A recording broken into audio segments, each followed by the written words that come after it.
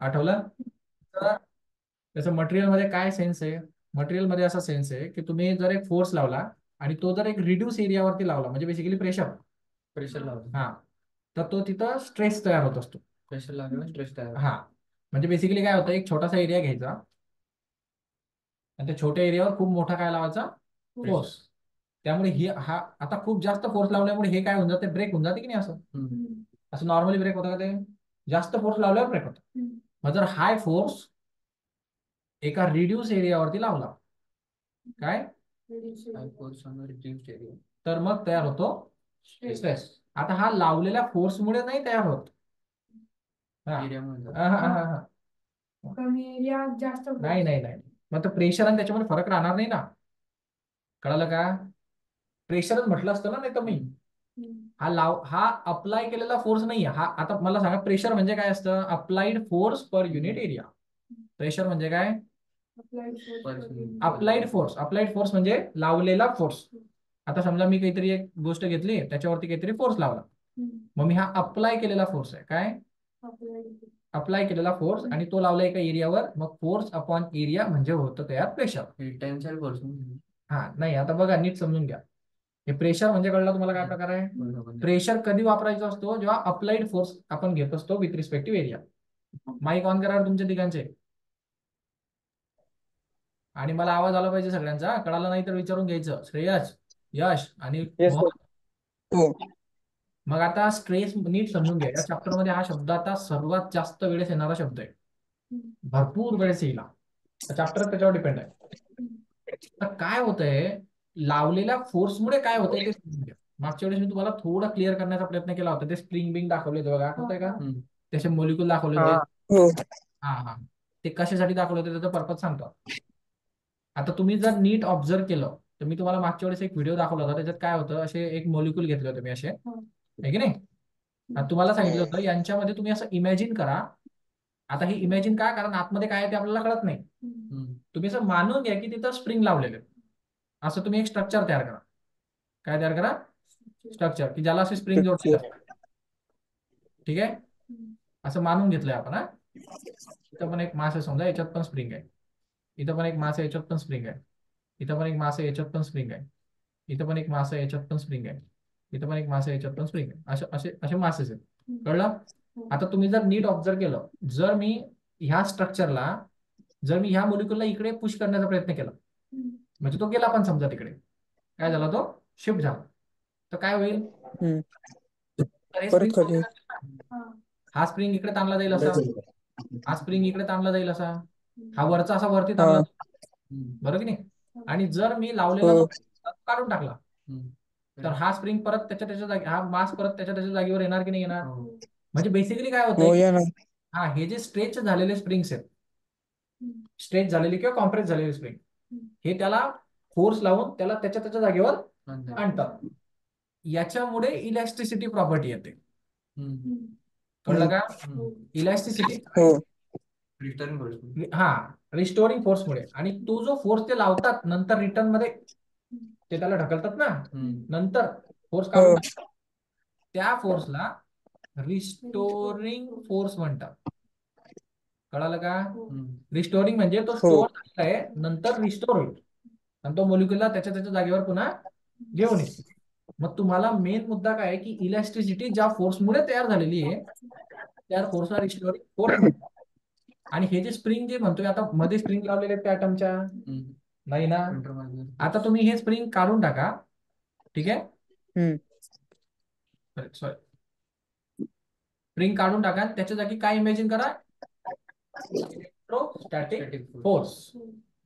त्याच्यामध्ये कुठला फोर्स आहे? हा, दोन ऍटम कोणत्या फोर्सने कनेक्टेड असतात? इंटरमोलिक्युलर फोर्सने. काय? हा, म्हणजे हे स्प्रिंग, जिथं हे स्प्रिंग काम करतायत ना, तिथं आतमध्ये कोण काम करतो? इंटरमोलिक्युलर फोर्स काम करतो. सेम काम करतो जे स्प्रिंग काम करतो. दूर गेला ओढून मारतो, जवळ आला ढकलतो. त्याच्यामुळे तो हम्म. रिस्टोरिंग फोर्स तयार होतो आणि त्याच्यामुळे तो ऑब्जेक्ट त्याच्या त्याच्या जागेवर परत येत असतो. आता काय असतं, हा रिस्टोरिंग फोर्स जेव्हा एका एरियावर लागतो, काहीतरी पर्टिक्युलर एरियावर, तेव्हा तयार होतो स्ट्रेस. कळलं का? स्ट्रेस हो. मध्ये अप्लाय केलेला फोर्स, मी काय म्हटलो, जो स्टोअर झालेला फोर्स आहे तो जेव्हा लागतो कमी एरियावर तेव्हा स्ट्रेस तयार होतो. आणि जर हा रिस्टोरिंग फोर्स खूप छोट्या एरियावर जास्त लागला की स्ट्रेस जास्त तयार होतो. आणि स्ट्रेस जास्त तयार झाला म्हणजे बॉडी ब्रेक होते. काय होते? बॉडी ब्रेक होते, म्हणजे तो तुटून जातो. ब्रेक. मॉलिक्यूल त्याच्या जागेवरून तुटतात. मग स्ट्रेस डेव्हलप झाल्यामुळे मॉलिक्यूल तुटतात म्हणजे बॉडी ब्रेक होते, म्हणजे हा तोडण्याचं काम करतो. हा. मग हा रिस्टोरिंग फोर्स का आला होता? कारण तुम्ही बाहेरून फोर्स लावला होता म्हणून. बाहेरनं लावलेला फोर्स प्रेशर तयार करतो. तो प्रेशरमुळे ते इंटरमोलिक्युलर फोर्स कमी किंवा जास्त होतो का, आता ते दाबले जातात. त्याच्यामुळे त्याच्यामध्ये रिस्टोरिंग फोर्स तयार होतो. तो रिस्टोरिंग फोर्स जेवढ्या एरियात लागतो त्याच्यामुळे स्ट्रेस तयार होतो. आणि तो जर जास्त जास्त फोर्स लागला कमी एरियामध्ये तर स्ट्रेस जास्त तयार होणार. आणि स्ट्रेस जर जास्त तयार झाला तर बॉडी ब्रेक होतं. म्हणून आपल्याला दिसतं की आपण काहीतरी फोर्स लावला की बॉडी ब्रेक होते. ते बॉडी ब्रेक का झाली? तर याच्यामध्ये एवढं सगळं झालेलं आहे. आतमध्ये एवढं सगळं झालेलं आहे. कळलं का? समजतंय काय का वरतून चाललंय ऑनलाईन? नाही समजतंय. हा. हो समजतंय सर. तर आता नीट समजून घ्या मध्ये काय चालतंय. आपला सगळा आपण म्हणजे नवीन म्हणजे फिजिक्स काय बेसिकली आतमध्ये काय होते हे कळणं पाहिजे तुम्हाला. आता इथं बघा, मग आपण इथं डेफिनेशन मध्ये काय शब्द वापरतो? Internal restoring force setup per unit area of cross section. जो इंटरनल रिस्टोरिंग फोर्स तयार झालाय किती एरियावरती त्याला म्हणणार तुम्ही स्ट्रेस. आता रिस्टोरिंग फोर्सची मॅग्निट्यूड फंडामेंटली कोणा एवढी असते? अप्लाय केलेल्या फोर्स एवढी असते. अच्छा. मॅग्निट्यूड, पण डायरेक्शन कशी आहे? ऑपोजिट. अप्लाइंग फोर्स जर खाली असणार तर रिस्टोरिंग फोर्स वरती असतो. मॅग्निट्यूड सेम आहे. मॅग्निट्यूडचा अर्थ काय? व्हॅल्यू सेम आहे. म्हणजे समजा 10 न्यूटनचा फोर्स आहे, आपण 10 न्यूटनचाच राहील, पण हा प्लस राहील तर हा मायनस राहील. मायनस साईन काय इंडिकेट करतो? डायरेक्शन रिव्हर्स असं इंडिकेट करतो. मग तुम्हाला इथं त्यांनी अप्लाइड फोर्स लिहिलंय, पण त्यांनी इथं स्ट्रेसची फक्त मॅथेमॅटिकल फॉर्म लिहिलंय. म्हणजे फक्त तो मॅग्निट्यूडचा विचार करतोय. काय विचार करतोय?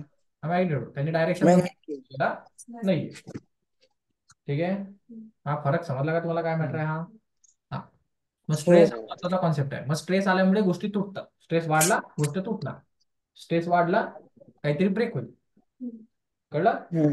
आता युनिट काय? युनिट खूप सोपं आहे बघा. फोर्सचं युनिट असतं न्यूटन, एरियाचं युनिट असतं मीटर स्क्वेअर. न्यूटन पर मीटर स्क्वेअर. फॉर्म्युल्यावरनं युनिट तयार होतात. ऑनलाईन काही प्रश्न आहे का याच्यामध्ये? यश, श्रेयश, मोहन? गुड. आता नीट लक्ष द्या, न्यूटन पर मीटर स्क्वेअरलाच पास्कल म्हटलं जातं. आणि पास्कल हे प्रेशरचं युनिट आहे. मग ते स्ट्रेस युनिट जर सारखे म्हटल्यावर आपण पास्कल मध्ये स्ट्रेस पण मोजू शकतो. स्ट्रेस काढतो हा, म्हणजे प्रेशर पण निघेल तेवढंच असतं, फक्त ऑपोजिट डायरेक्शनला असतं. डायरेक्शन फक्त ऑपोजिट असतं. मग पास्कल या शब्दाचा अर्थ काय असतो कळला का तुम्हाला? न्यूटन पर मीटर. म्हणजे बेसिकली तो काय म्हणणं, 1 न्यूटन पर मीटर प्रेशर म्हणजे नेमकं काय? 1 न्यूटन पर मीटर. पहिले मला सांगा 1 न्यूटन फोर्स म्हणजे नेमकं काय? म्हणजे जेव्हा 1 न्यूटन फोर्स अप्लाय होतो आणि बॉडी 1 मीटरने डिस्टन्स होती. मग 1 न्यूटन फोर्स अप्लाय होतो तेच तर सांगितलं. 1 न्यूटन फोर्स म्हणजे किती? म्हणजे जेव्हा 1 किलोची बॉडी किती रे? 10⁻⁻⁵ पास्कल. व्हॅल्यू नाही विचारत मी तुम्हाला. मी तुम्हाला विचारतोय 1 न्यूटन फोर्सचा प्रॅक्टिकली अर्थ काय असतो? जसं तुम्हाला 1 kg कळतं आहे की नाही, 1 ग्रॅम कळतं की नाही, छोटस असतं की नाही, तसं 1 न्यूटन म्हणजे किती? 1 किलो मध्ये जेव्हा. मग आता नीट लक्षात घ्या, फोर्सच्या फॉर्म्युल्यातनं गोष्टी येतात. त्या फॉर्म्युला लक्षात ठेवायचा. फोर्सचा फॉर्म्युला असतो न्यूटनच्या सेकंड लॉ वरून मास इंटू ऍक्सलरेशन. हा न्यूटनचा सेकंड लॉ आहे. आता याला पण आपण डिटेलमध्ये एकदा बघू, सध्याला मी काही सांगत नाही. आता याचं काय असतं? मास आपण मोजतो केजी मध्ये, ऍक्सलरेशन मोजतो मीटर पर सेकंड स्क्वेअर मध्ये.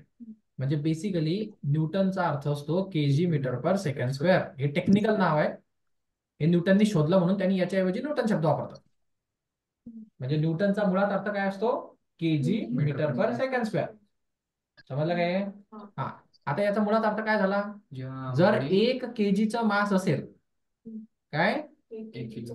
हा, आणि जर ते 1 मीटर पर सेकंड एवढ्या ऍक्सलरेशननी पुढे जायला लागलं, म्हणजे प्रत्येक सेकंदला 1 मीटर पर सेकंदची स्पीड वाढत असेल तर त्याला काहीतरी ढकलण्यासाठी फोर्स लागलेला असेल की नाही, त्या फोर्सला 1 न्यूटन फोर्स म्हणतात. पुन्हा सांगतो, 1 kgचं मास 1 मीटर पर सेकंद एवढ्या ऍक्सेलरेशननी ढकलायचं असेल तर लागणारा फोर्स म्हणजे 1 न्यूटन. ऑनलाईन समजलं का रे? Yes sir. मग जर 1 न्यूटन फोर्स तुम्हाला कळाला तर आता तुम्हाला प्रेशर स्ट्रेस पण कळायला पाहिजे. मग 1 न्यूटन फोर्स जर का 1 मीटर स्क्वेअर एवढ्या जागेवर लागला तर तिथं 1 पास्कल एवढं स्ट्रेस तयार होणार. होतो. काय सांगितलं मी? 1 मीटर स्क्वेअर एवढा एरिया आहे. 1 मीटर स्क्वेअर याचा अर्थ असतो 1 मीटरची लेंथ 1 मीटरची ब्रेथ. ठीक आहे, म्हणजे 1 मीटर स्क्वेअर एरिया हा. येणार. 1 मीटरची लेंथ 1 मीटरची ब्रेथ असा एरिया घ्यायचा. त्याच्यावरती 1 न्यूटनचा काय लावायचा? फोर्स लावायचा. आता याच्यामध्ये जो स्ट्रेस डेव्हलप होईल तो आहे 1 पास्कल. तेवढा स्ट्रेस झालाय. जर 2 न्यूटनचा फोर्स लावला 2 पास्कल, 3 न्यूटनचा फोर्स लावला 3 पास्कल. 3 पास्कल. कळतंय नाही? हे प्रॅक्टिकली समजून घ्या. थेरॉटिकली याला काही अर्थ नाही, कारण न्यूमेरिकल येणार आहेत. थेरी पडत नाही पेपरला जेईच्या. तो ब्रह्मला थेरी पडतो, तो तुम्ही एकदा जाऊन पेपर बघून घ्या. 99% न्यूमेरिकल आहे. किती? 1% थेरी आहे, त्याला पण थेरी म्हणता येत नाही, ते डेरिवेशन असतं. थेरी हा प्रकार फिजिक्स मध्ये. त्यामुळे प्रॅक्टिकली नाही समजलं विचारून घेणं. किती बेसिक डाऊट असला तरी आपलं टार्गेट आहे कॉन्सेप्टला क्लिअर करणं. आपलं टार्गेट आता सध्याला हे नाहीये की आपण न्यूमेरिकल सॉल्व्ह करू. करताय का? हा. हो. आता पुढे बघा, हे समजलं हे काय आहे? आता हे डायमेन्शन काढतात. हे शिकवलंय मागे मी एकदा कधीतरी MLT च्या फॉर्म मध्ये. आता मी तुम्हाला एकदा नंतर पुन्हा शिकवेल पूर्ण डिटेल मध्ये. सध्याला याला टेन्शन घेऊ नका. याला एक स्पेशल 2-3 लेक्चर द्यावे लागतात. ते आपण नंतर पूर्ण डिटेल मध्ये बघू आणि सगळं बघू. त्यामुळे हा सध्याला पार्ट बाजूला ठेवा. काहीला येत असेल, काहीला येत नाही. तुला येत असेल. हा. पुढे बघा, आता स्ट्रेसचे वेगवेगळे प्रकार असतात. हे सर्वात महत्वाचे बघा, स्ट्रेसचे वेगवेगळे प्रकार असतात. आता कसा प्रकार असतात तर काही स्ट्रेस काय करतात? लेंथला वाढवतात. म्हणजे समजा मटेरियल आहे, काही स्ट्रेस काय करेल याच्या लेंथला वाढवेल, म्हणजे असं लेंथ एक्सटेंड होऊन जाईल. ओढलं जातं ना, ताणलं जातं, त्याच्यामुळे लेंथ वाढते. म्हणजे लेंथ वाढली तर लॉन्जिट्युडनल स्ट्रेस डेव्हलप झालेला असतो. लॉन्जिट्युडनल या शब्दाचा अर्थ असतो लेंथ वाढवणारा स्ट्रेस. कळाला? म्हणजे ज्यांनी लेंथ कमी होते वाढते, ज्यांनी लेंथ मध्ये फरक पडतो तो स्ट्रेस लॉन्जिट्युडनल स्ट्रेस. काही डाऊट याच्यात? ऑनलाईन? हा. आता ते आपण एक एक एक एक गोष्ट बघू हळूहळू. पहिले लॉन्जिट्युडनल स्ट्रेसला बघून घ्या. मग लॉन्जिट्युडनल स्ट्रेस म्हणजे काय? ज्याच्यामध्ये आपण लेंथ मध्ये एक तर लेंथ कमी होणार किंवा लेंथ वाढणार. आता इथं डेफिनेशन दिली बघ. जर का आपण डिफॉर्मिंग फोर्सेस अप्लाय केले normal to the area of cross section. आता normal to the area of cross section म्हणजे नॉर्मल म्हणजे काय? हा, फिजिक्स आणि मॅथ्स मध्ये नॉर्मल या शब्दाचा अर्थ असतो परपेंडिक्युलर. फिजिक्स आणि मॅथ्स मध्ये नॉर्मल या शब्दाचा अर्थ परपेंडिक्युलर म्हणजे एक डिफॉर्मिंग फोर्स लावायचा जो की एरियाला क्रॉस सेक्शन एरियाला परपेंडिक्युलर असेल 90 डिग्री मध्ये. आता क्रॉस सेक्शन एरिया याचा अर्थ काय? हा, क्रॉस सेक्शन एरिया आणि सरफेस एरिया मध्ये काय फरक असतो रे? कोण सांगेल? Cross section surface area surface वरचा असतो आणि क्रॉस सेक्शन मधला असतो. मधला आपल्यावर जो भेटन ना दिसेल ना हा तो क्रॉस सेक्शन. हा, नीट समजून घ्या. समजा हे सिलेंडर आहे असं, ठीक आहे. आता तुम्ही मेन्सुरेशन नावाचं जे चॅप्टर बघतात कशामध्ये? मॅथ्स मध्ये. ते सरफेस एरिया काढतं. काय काढतात? वरतून कलर करायचे, कलरिंग वगैरे करायचंय तर तो बाहेरचा एरिया दिसतो की नाही? Surface area. सरफेस एरियामध्ये काय हे सगळं येणार असं, हा सगळा एरिया असा, एवढा असा, हा असा. कळलं का? हे सगळा बाहेरचा, हा खालचा बॉटम पण येतो, हा इकडचा पण येतो. हा सरफेस एरिया झाला. मी सरफेस एरियाची गोष्ट करत नाहीये. हा, क्रॉस सेक्शन एरिया म्हणजे काय? जर तुम्ही सिलेंडर घेतला आणि त्याला असं कट करून टाकलं, सरळ कापून टाकायचं. कापून टाकल्यानंतर तुम्हाला हा जो इथं जो भेटेल तो कसा भेटेल? असा एक सिलेंडर असा भेटेल ना, इलिप्टिकल गोल गोल भेटेल ना असं कापल्यानंतर. फुल पार्ट भेटतो ना त्याची तेवढा जो एरिया असतो केल्यानंतर भेटणारा एरिया काय कट करून हा भेटणार सरळ सरळ कट केल्यावर मिळणारा एरिया म्हणजे काय तो सर्कल भेटतोय काय मिळतोय सर्कल. हा सर्कलचा एरिया असतो पाय आर स्क्वेअर मग याला म्हणतात क्रॉस सेक्शन क्रॉस सेक्शन म्हणजे क्रॉस कट करून सेक्शन घ्यायचा म्हणजे तुकडा करायचा तुकडा करून जो एरिया दिसणार तो क्रॉस. तो क्रॉस सेक्शन एरिया मग सिलेंडरचा क्रॉस सेक्शन एरिया सर्कल आहे हम्म. हम्म. तर कळलं का हम्म. आणि सरफेस एरिया वेगळा असतो सरफेस एरिया काय असतो इथं 2πr/h आणि प्लस हा 2πr स्क्वेअर तू काय आणि काय? हा हे झालं सरफेस एरिया हे तुम्ही आठ, नऊ. मॅथमॅटिक्स मध्ये केलेलं आहे हा. क्रॉस सेक्शन एरिया म्हणजे कट करायचं आणि जो पार्ट दिसेल कट केल्यावर त्याचा जो एरिया राहील तो क्रॉस सेक्शन एरिया तर फिजिक्स मध्ये मी बऱ्याच वेळेस हा पण वापरतो आणि हा पण वापरतो मॅक्झिमम आपण क्रॉस. क्रॉस सेक्शन वापरतो म्हणजे आपण कट केल्यावर जो दिसेल त्याचा विचार करतो मग मी तुम्हाला काय म्हणतोय की एक फोर्स लावायचा जो की क्रॉस सेक्शन एरियावर लावायचा म्हणजे काय असा एरिया घ्यायचा आणि त्याच्यावरती फोर्स लावायचं. लावायचा आणि त्या क्रॉस सेक्शन एरियावरती किती फोर्स लागतो त्याच्यामुळे काय होणार आहे लेंथ कमी जास्त होईल हा. काय होईल लेंथ कमी. आता तुम्ही जर इकडनं दाबणार आणि इकडनं पण दाबणार तर हा एक तर लहान होईल आणि जर ओढणार तर मोठा होईल लांबेल मग त्याची लेंथ कमी आणि जास्त होत असते फोर्स कसा लावायचा परपेंडिक्युलर 90 डिग्री मध्ये एरिया असा सरळ आहे तर फोर्स असा हॉरिझॉन्टल असला पाहिजे आता समजते का ते शब्दाचा अर्थ आता डेफिनेशन व्यवस्थित कळून घ्यायची असते मग डेफिनेशन काय होती see if a deforming force is applied normal to the cross section area then the stress is developed and that stress is called as longitudinal stress कारण तो जो स्ट्रेस तयार होईल तो त्याच्या लेंथला कमी किंवा जास्त करेल म्हणून त्याला लॉन्जिट्युडिनल स्ट्रेस म्हणतात आता त्या स्ट्रेसचे पण दोन प्रकार आहेत हम्म. लॉन्जिट्युडिनल स्ट्रेसचे सुद्धा दोन प्रकार कोणते दोन प्रकार एक लेंथ वाढवणार ते आणि कमी एक करा. लेंथ कमी करणार लॉन्जिट्युडिनल स्ट्रेस लेंथला बदलवतो हे खरं आहे पण बदलवतो म्हणजे त्याच्या बदलवण्यामध्ये दोन प्रकार येतात कमी होऊ शकते आणि वाढ. वाढू शकते जर वाढली तर टेन्साईल स्ट्रेस आणि कमी झाली तर कॉम्प्रेसिव्ह स्ट्रेस ऑनलाईन समजलं का हो हा याच्यामध्ये लेंथ वाढते लेंथ इन्क्रीज होते डिक्रीज होते टेन्साईल शब्द का वापरतात कारण ते टेन्शन क्रिएट करतो आता टेन्शन म्हणजे काय तणाव हम्म. खिचाव तणाव ओढल्या जाणाऱ्या गोष्टी तेव्हा येत होतो म्हणजे कोणत्या तरी आता तुम्ही जर असं म्हटलं की माझ्याकडे एक रॉड आहे आणि हा माझ्या हातात आहे आणि मी कोणाला तरी म्हटलं याला ताण रे तर तो काय करतो स्वतःकडे ओढतो ना हम्म. का तो तुमच्याकडे ढकलतो नाही. ताण ताण म्हटलं की तो ओढतो म्हणजे काय तसा बाहेरच्या बाजूला फोर्स लावतो आणि तुम्ही इकडच्या बाजूला फोर्स लावतो मग त्याची लेंथ काय होते वाढते मग हे जे बाहेरच्या बाजूला ओढणारे फोर्सेस असतात म्हणजे बाहेर ओढणारे फोर्सेस कळलं यांना म्हटलं जातं टेन्साईल फोर्सेस समजलं का आणि हे टेन्साईल फोर्स मुळे जो स्ट्रेस येईल स्ट्रेस होईल ना तयार हा फोर्स एका एरियावर लागेल की नाही आणि स्ट्रेस येईल मग त्या स्ट्रेसला म्हणायचं टेन्साईल स्ट्रेस कळालं आणि हा टेन्साईल स्ट्रेस लेंथला वाढवण्याचं काम करतो मग समजलं का ते नाव काय आलंय हो, तसं हो, हो. अजून क्लिअर करायची गरज आहे का हम्म.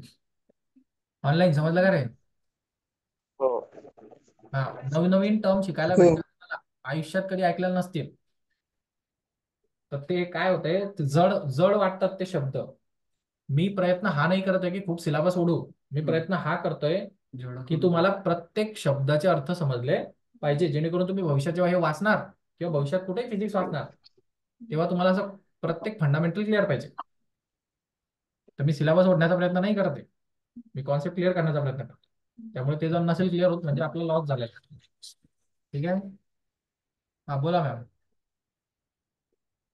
हो ठीक आहे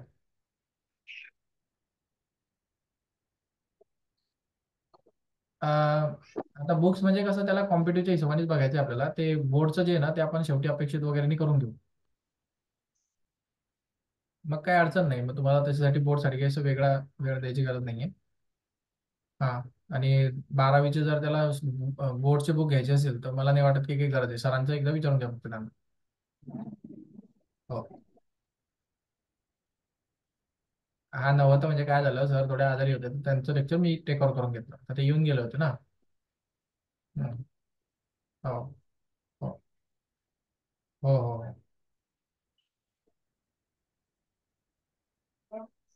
हो हो, ठीक आहे. हो त्याला तर बसवणारच होतो मी आज, पण मग तो निघून गेला. हो ठीक आहे. हो हो चालेल. हो हो हो ठीक आहे. हो. हा चला. तर आपण काय बघतो, टेन्शन हे समजलं तुम्हाला. आता याच्यामध्ये काय, इन्क्रीज इन द लेंथ समजलं हे. हम्म. Under the effect of applied force, जर का अप्लाइड फोर्सच्या इफेक्ट मध्ये लेंथ वाढली तर टेन्साईल स्ट्रेस तयार होतो. आणि जर आपण लेंथ जर डिक्रीज झाली under the effect of applied force, आपण फोर्स अप्लाय केलाय पण लेंथ डिक्रीज होत असेल तर आपण कॉम्प्रेसिव्ह स्ट्रेस तयार झाला असेल. कॉम्प्रेसिव्ह फोर्सेस म्हणजे काय, जे दाबतात. म्हणजे एक ऑब्जेक्ट आहे, त्याला इकडनं दाबणारा फोर्स असेल आणि इकडनं पण दाबणारा फोर्स असेल, तर या फोर्सेसला कॉम्प्रेसिव्ह फोर्सेस म्हणतात. आणि कॉम्प्रेसिव्ह फोर्सेसमुळे कॉम्प्रेसिव्ह स्ट्रेस तयार होतो आणि त्याच्यामुळे लेंथ कमी होते. सोपं आहे की नाही? हम्म. सोपं आहे. हो ऑनलाईन कळालं का? हो आता याच्यामध्ये लेंथ वाढते किंवा लेंथ कमी होते, याला आपण मॅथ्स मध्ये कसं दाखवतो, ओरिजिनल लेंथला एल म्हणतात. चेंज इन तर चेंज इन लेंथ म्हणजे ही वाढलेली लेंथ आहे की नाही, तर याला आपण डेल्टा एल ने दाखवतो. डेल्टा शब्द चेंज साठी वापरतात. चेंज इन लेंथ, त्याला मॅथ्स मध्ये डेल्टा शब्दाने दाखवलं जातं. Delta triangle. ठीक आहे, पुढे जाऊ. आता दुसरा प्रकार असतो बघा, टँजेन्शियल किंवा शिअरिंग स्ट्रेस. आता नावात अर्थ आहे. टँजंट म्हणजे काय, सर्कलला एका पॉइंट मध्ये टच करून जाणारी लाईनला हा. टँजंट म्हणतात. हे सर्कलच्या बाबतीत तुम्ही माहिती असेल तुम्हाला, ही टँजंट आहे, ती एका पॉइंटला टच करून जाते. मग तसं प्रत्येक ऑब्जेक्टला टँजंट असू शकतो, काही फक्त सर्कलला जायचं काही भाग नाही. आता समजा असा एक ऑब्जेक्ट आहे, याला टँजंट म्हटलं म्हणजे काय, याच्या एका कोपऱ्यात फोर्स लागेल, म्हणजे इथं असं पूर्ण बॉडीला नाही लागते, फक्त वरच्या कोपऱ्याला लागते. आता याने होतं काय, आता तुम्ही असं करून बघा. एक असा आता हे सर्वात चांगलं कुठं दिसतं, हे हे खोक्याला दिसतं बघा. खोकं घ्यायचं, तो ते वस्तू विकत भेटतात आपल्याला, ते हे ना रे, हे वस्तू विकत, हा ते हा खोका घ्यायचा असा. काय म्हणतात त्याला, कार्डबोर्डचा बॉक्स. हा ते बॉक्स देतात बघा तुम्हाला. तर आता त्या बॉक्स मध्ये काय होतं, तुम्ही नीट ऑब्झर्व करा. त्याच्यात एक कंडिशन आहे, मग त्यातून तुम्हाला इफेक्ट पाहायला भेटेल. काय इफेक्ट पाहायला भेटेल, समजा एक बॉक्स घ्यायचा असा कार्ड शीटचा, जो की ते फ्लिपकार्ट वगैरे देते बघा आपल्याला, ते त्याला असा तो बॉक्स असतो. करेक्ट, म्हणजे बेसिकली क्युबाईट. त्याचा काय करायचं, हा खालचा जो त्याचा बेस एरिया पण असतो. बेस एरिया म्हणजे त्याला असंही असतं ना, ते असं तिकडच्या बाजूने पण तो असा असणार. त्याचा बेस कोण झाला, हा खाली एवढा दिसतोय का तुम्हाला बेस, हा बेस आहे एवढा सगळा. या बेसला फिक्स करून ठेवायचं, याला हलवायचं नाही बिलकुल. याला बिलकुल फिक्स करून ठेवायचं. हाताने पकडून ठेवा का कशाने पकडून ठेवा, फिक्स करून ठेवायचं. आणि काय करायचं, एक फोर्स लावायचा जो की टँजेन्शियल फॉर्म मध्ये असला पाहिजे, म्हणजे तो याच्या एका टोकावर लावायचा, वरच्या टोकावर. आता काय होईल याच्याने, बेस जर हलणार नाही आणि हे वरतून फोर्स लागेल, त्यामुळे तो त्याचा काय होऊन जाईल, थोडासा शेप चेंज होईल, डिफॉर्म होईल तो. मग डिफॉर्म कसा होईल तो तुम्ही त्याला ऑब्झर्व करा.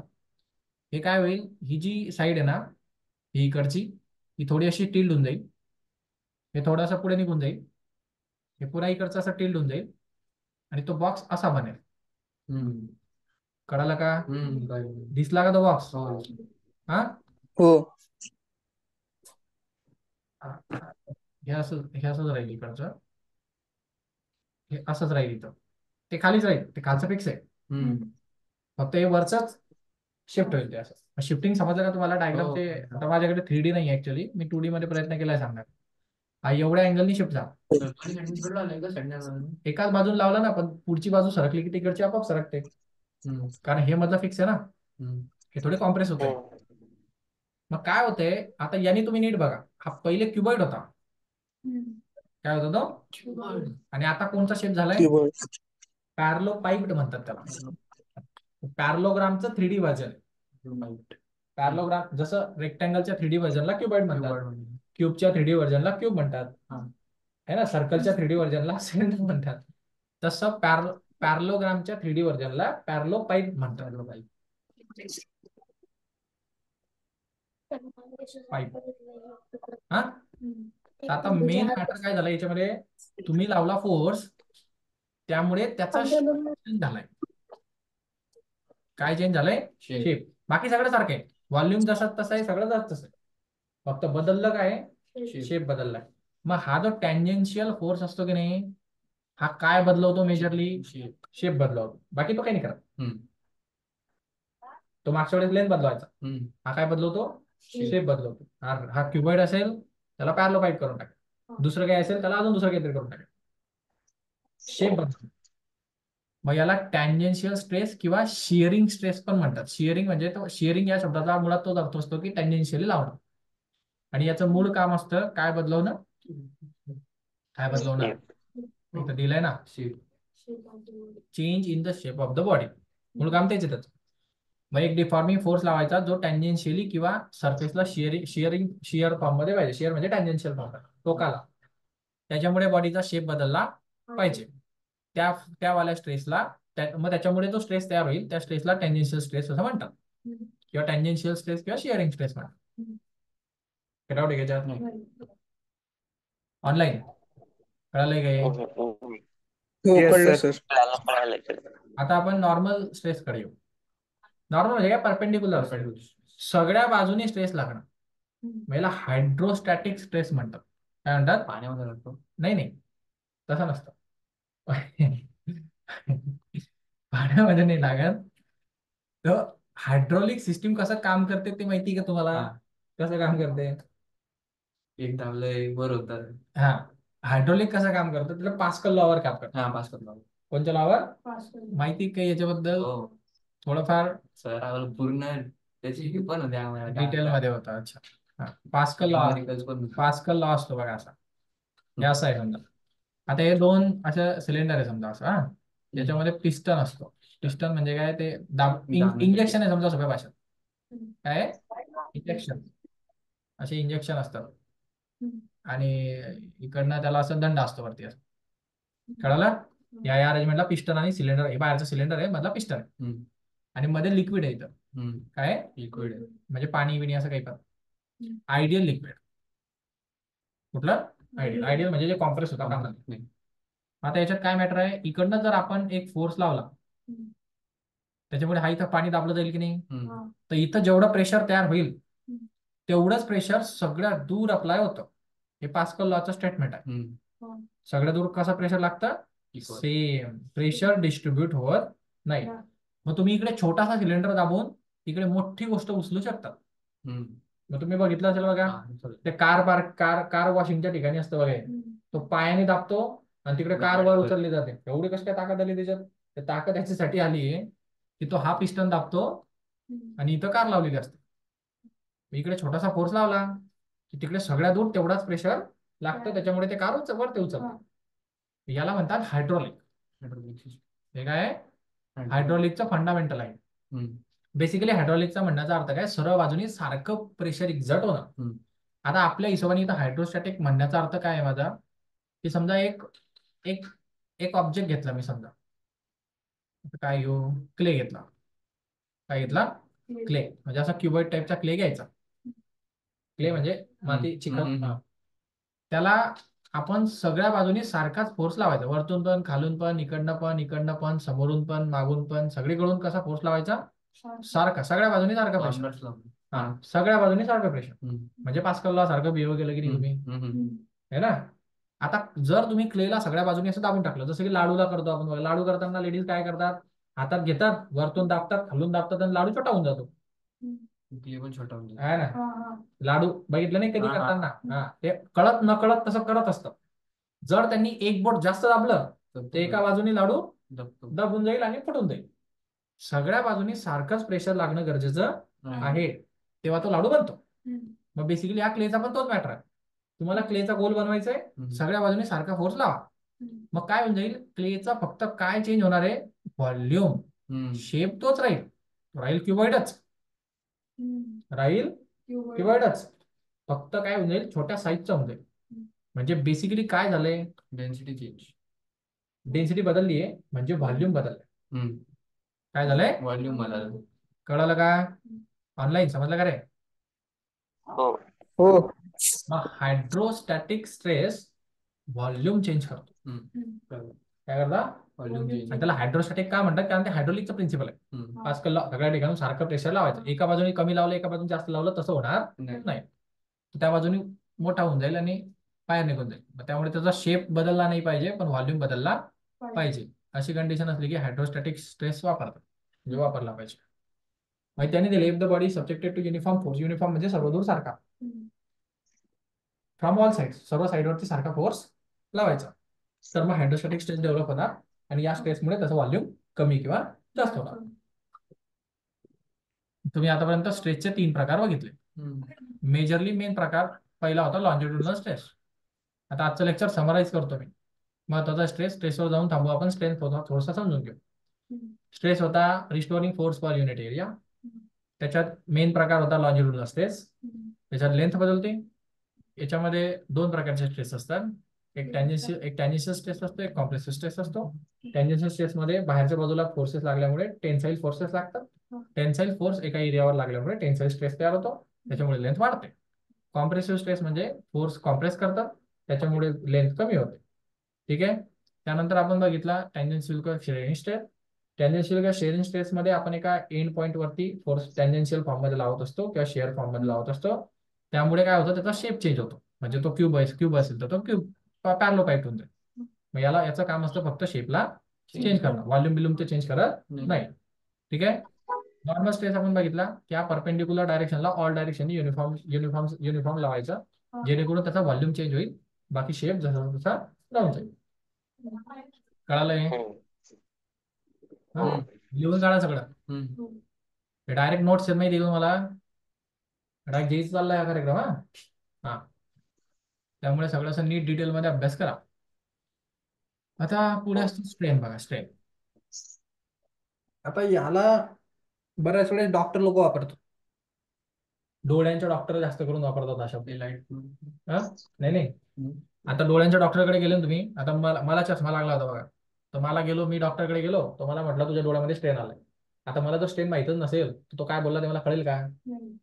स्ट्रेन माहिती तर पाहिजे. पण डॉक्टर लोक हा शब्द भरपूर वेळेस वापरतात, डोळ्यांच्या बाबतीत खास करून वापरतात. ज्यांना चष्मा लागतो त्यांच्या डोळ्यात शक्यतो स्ट्रेन आलेला असतो. स्ट्रेन आहे ना, म्हणजे काय होणं, ओरिजिनल डायमेन्शनच्या कंपॅरिझन मध्ये डायमेन्शन बदलून जाणार. छोटा किंवा मोठा डायमेन्शन बदलून जाणार. डायमेन्शन म्हणजे शेप साईज वगैरे सगळं बदलून जाणार. म्हणजे लेंथ ब्रेथ हाईट चेंज होणार. ओरिजिनली काहीतरी वेगळं होतं, नंतर काहीतरी वेगळं होऊन गेलं, आपण म्हणतो स्ट्रेन. मग आता डोळ्यांच्या मध्ये काय असतो, लेन्स असतो. त्या लेन्सचा शेप बदलला की चष्मा लागतो. काय चष्मा लागतो. मग तो डॉक्टर म्हणतो बाबा तुला स्ट्रेन आलाय, चष्म्याचा नंबर काढ. मग डोळ्यांचा शेप, लेन्सचा शेप बदलला की नाही. मग आता लेन्सचा शेप बदलला म्हणून दिसत नाहीये, मग चष्मा घाल. त्याने तो लेन्स जो बदललाय त्याला आपण कव्हर करून घेऊ, म्हणजे तो डोळ्यात तो जो लाईट जाणार तो रेटिनावर पडणार, म्हणजे व्यवस्थित दिसेल. मग प्रत्येकाला आपापल्या नंबरचा चष्मा असतो, कारण त्याचा शेप किती बदललाय हे त्याच्यावर डिपेंड असतो. ज्याचा त्याचा चष्मा ज्याला त्याला लावता येत नाही. कळलं का ते? प्रत्येकाच्या डोळ्याचं डायमेन्शन बदललेले असतात. डोळ्याचे म्हणजे बेसिकली लेन्सचे, डोळ्याच्या मध्ये एक लेन्स असतो, माहिती असेल ते बरोबर. त्याचे डायमेन्शन बदल. मग तो डॉक्टर हा शब्द वापरतो बऱ्याच वेळा. हा प्रकार काय नेमका, तर तुम्हाला कळालं असेल. ओरिजिनल डायमेन्शनच्या कंपॅरिझन मध्ये डायमेन्शन बदलून जाणं, म्हणजे लेंथ ब्रेथ हाईट काहीतरी बदलून जाणं, तर त्याला आपण स्ट्रेन म्हणतो. म्हणजे स्ट्रेन आला असं म्हणणार, कॉन्फिगरेशन बदलून जाणं. शेप पण म्हणू शकतो. सगळंच काही बदलो, मग लेंथ बदलो, हाईट बदलो, व्हॉल्यूम बदलो, एरिया बदलो, काही बदललं म्हणजे स्ट्रेन आहे ना. आणि हा कोणामुळे येतो, मग स्ट्रेसमुळे. स्ट्रेस जर येणारच नाहीये तर बदलेल का ते? बरोबर की नाही? मग स्ट्रेस आल्याशिवाय स्ट्रेन येत नाही. स्ट्रेस येतो म्हणून स्ट्रेन येतो. फोर्स लागतो, रिस्टोरिंग फोर्स येतो, तो एका एरियावर लागतो, त्याच्यामुळे मोलिक्युलर स्ट्रक्चर बदलतं, त्यामुळे लेंथ ब्रेथ हाईट बदलते, त्याच्यामुळे स्ट्रेन येतो. वरतून गेलं का? हा, ऑनलाईन कळलं सर. कळालं. आता नीट बघा. When the deforming force act on the body. यश आहे की नाही क्लासमध्ये? आहे सर. हा, श्रेयश. Yes sir. हा, आवाज आले पाहिजे मला सगळ्यांचे. हा, मोहन आहे त्याचा आवाज. हो. Deforming force act on the body. when the body undergoes the change in shape and size. जर बॉडी डिफॉर्मिंग फोर्स लावल्यानंतर बॉडीच्या शेप आणि साईज मध्ये काय होत आहेत, चेंज होत आहेत. आणि हा चेंज फ्रॅक्शनल चेंज पाहिजे. Fractional change in configuration is called as strain. आता फ्रॅक्शनल चेंज हा प्रकार मॅथ्स मधून येतो. हा 7वी 8वी कुठेतरी प्रकार झालेला असतो. आता ते 6वी 7वीत होतं. काय असते आता फ्रॅक्शनल चेंज म्हणजे काय? हा आता समजा तुम्हाला मार्क्स पहिल्या वेळेस तुम्हाला 100 मार्क्स पैकी 50 मार्क्स पडले, बरोबर. आणि दुसऱ्या वेळेस तुम्हाला 100 मार्क्स पैकी 30 मार्क्स पडले. तर आपण म्हणतो याच्यामध्ये फ्रॅक्शनल चेंज झाला. म्हणजे आता काय झालं नेमकं की ओरिजिनल मार्क्सच्या म्हणजे किती मार्क्स पैकी किती मार्क्स पडले. मग आता याला फ्रॅक्शनल चेंज कसं म्हणतात? आपण याला फ्रॅक्शनल चेंज, तुमच्या मार्क्स मध्ये किती चेंज झाला, तर मार्क्स मध्ये जर आपण विचारलं फ्रॅक्शनल चेंज किती झाला, तर पूर्वी किती पडले होते आणि आता किती पडले, एवढा चेंज 3/5 एवढा तुमचा चेंज झालाय. फ्रॅक्शनल चेंज म्हणजे पूर्वीच्या कंपॅरिझन मध्ये नंतरचे मार्क्स, पूर्वीच्या कंपॅरिझन मध्ये नंतरचे मार्क्स, टोटलची नाही. हे कळालं का काय सांगितलं? हे तुम्ही 7वीत कुठेतरी केलेलं आहे. जेव्हा तो असं म्हणायचा फ्रॅक्शनल चेंज इन मार्क्स काढा, मग तुम्ही काय करायचे, आधीचे मार्क्स घ्यायचे, नंतरचे मार्क्स घ्यायचे, त्यांचा रेशो घेऊन टाकायचे. याला म्हणतात फ्रॅक्शनल चेंज. आता कधी कधी ना फ्रॅक्शनल चेंजच्या ऐवजी पर्सेंटेज चेंज शब्द येतो. काय? हा, मग हेच करायचं. ओरिजिनल मार्क्स म्हणजे तुम्हाला मागच्या वेळेस किती पडले, न्यू मार्क्स म्हणजे आता न्यू मार्क्स नाही, यांच्यातील डिफरन्स पर्सेंटेज चेंज पाहिजे ना. मग न्यू म्हणजे म्हणजे चेंज इन मार्क्स इंटू 100. म्हणजे फरक मार्क्स मध्ये किती फरक पडला डिवाइड बाय पूर्वी किती मार्क्स पडले होते इंटू 100. याला म्हणतात change in marks. Percentage change in marks, फक्त चेंज इन मार्क्स नाही. हे तुम्ही 7वीत का 6वीत कुठेतरी केलेलं असतं. पर्सेंटेज नावाचं चॅप्टर असतं तुम्हाला. तर ते जाऊ दे, त्याची गरज आहे म्हणून सांगितलं. आता इथं फ्रॅक्शनल चेंज म्हणजे बेसिकली काय म्हणण्याचा प्रयत्न करतोय तो, तुमची जर लेंथ बदलेल तर काय ओरिजिनल लेंथ